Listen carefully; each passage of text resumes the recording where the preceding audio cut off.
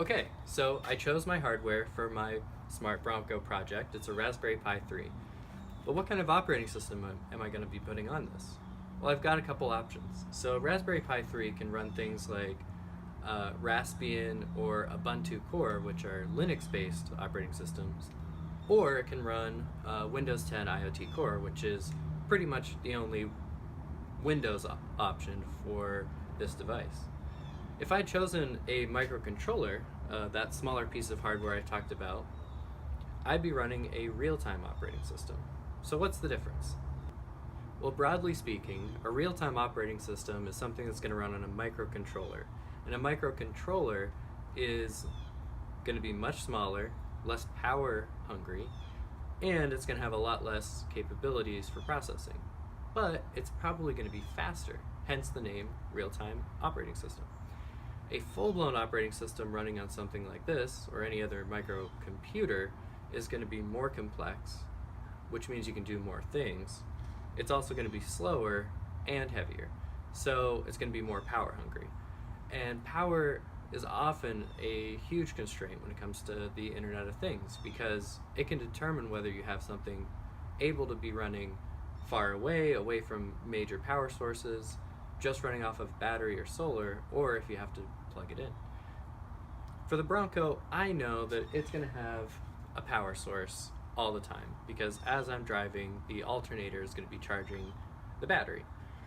I also know that I want to be able to do many different things. So, like I said, I already chose the hardware, and that's a pretty powerful piece of hardware.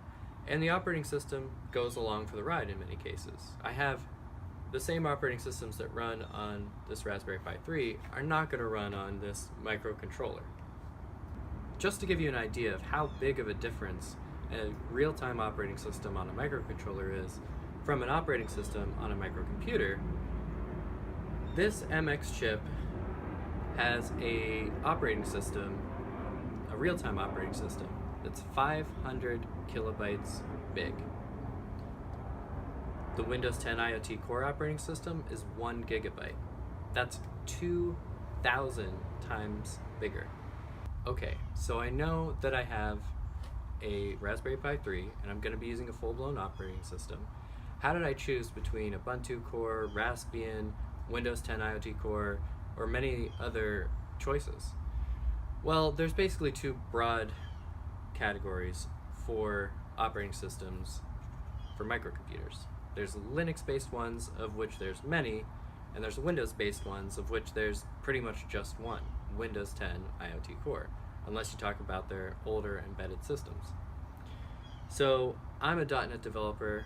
I use Microsoft stuff like Visual Studio, and I know Windows 10 IoT Core integrates with Visual Studio, so I'm more comfortable with that platform. I also know C#, which is the language that runs in .NET alongside F# and several other options. So this is the platform of hardware that runs the platform of operating system that I'm most comfortable with.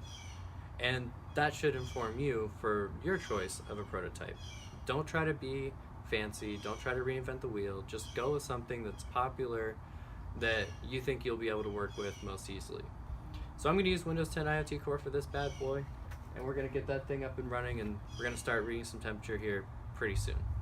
Stay tuned.